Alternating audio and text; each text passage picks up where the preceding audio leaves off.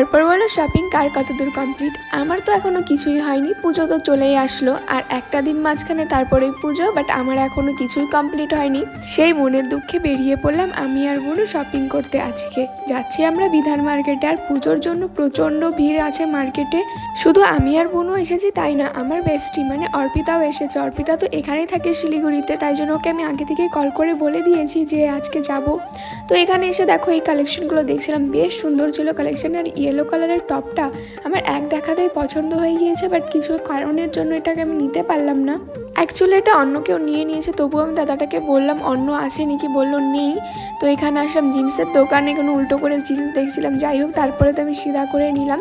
আজকে মার্কেটে এসে শুধু ঘোরাই হয়েছে, কোনো কাজই হয়নি। একদিনে কি পুজোর শপিং করা কমপ্লিট, সেটা একদমই সম্ভব নয়। যাই হোক আজকেরই আর একটা পার্ট আসবে, তোমরা যদি চ্যানেলটিকে সাবস্ক্রাইব না করে থাকো তাড়াতাড়ি সাবস্ক্রাইব করে দাও। দেখা হচ্ছে নেক্সট পার্টে, টাটা।